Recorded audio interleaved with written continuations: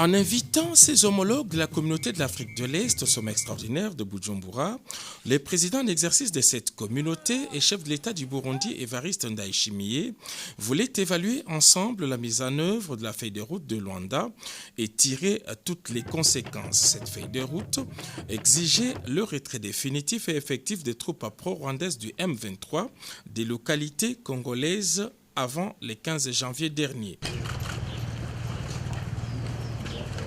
À l'issue des 3 heures de discussion à huis clos, les 6 chefs d'État ont fait le constat du refus délibéré des troupes terroristes du M23 de quitter les territoires occupés. Les chefs d'État se sont réunis pour examiner le développement de la situation en RDC, la situation sécuritaire à l'est du pays.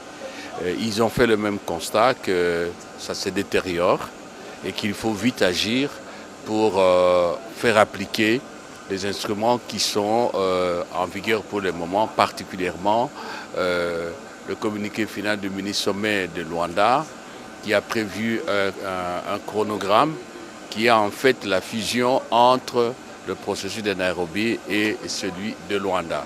Et ils ont insisté particulièrement sur la nécessité de la cessation des hostilités, particulièrement du côté du M23 et son retrait, comme convenu, de manière que des Congolais qui sont des déplacés de guerre reviennent à leur domicile. Évidemment, de manière générale, ils ont encouragé le président Tshisekedi de continuer avec le dialogue politique qu'il a initié à travers les consultations. Et évidemment, le président leur a donné des assurances qu'il est ouvert à tout le monde, tous les groupes armés, c'est son travail. Et tout le monde a reconnu à l'unanimité que toutes les recommandations, toutes les programmations qui ont été faites, que ce soit dans le cadre du processus de Nairobi ou de celui de Luanda, plus particulièrement le communiqué du 23 novembre de l'année dernière, que tout cela n'a pas été exécuté. Le M23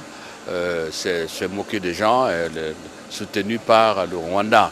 Et c'est pour cela qu'ils ont préconisé une démarche pour relancer. On a responsabilisé aussi les chefs d'état-major des armées, des pays membres de la communauté d'Afrique de l'Est pour faire un nouveau chronogramme qui va permettre très rapidement à ce que le M23 et le Rwanda exécutent ce qu'on avait convenu et comme je vous ai dit, que les choses aillent mieux.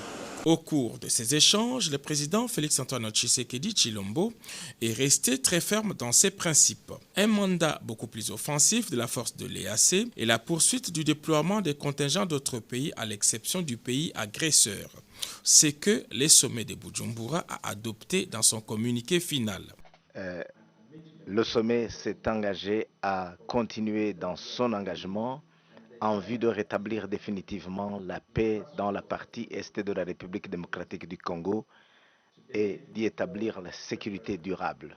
Les chefs de l'État congolais a par ailleurs interpellé les commandants de la force régionale quant au comportement de ces troupes sur le terrain des opérations. C'est très dommage que la population s'entraîne un peu.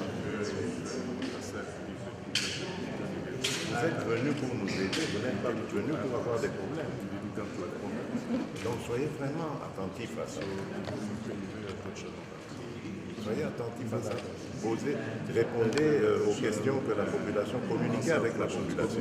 Les 6 chefs d'État ont levé l'option d'une réunion des chefs d'état-major des armées de l'EAC dans une semaine, bien avant une réunion plus élargie pour une double évaluation des processus de Luanda et de Nairobi dans la 2e quinzaine de ce mois à Addis Abeba.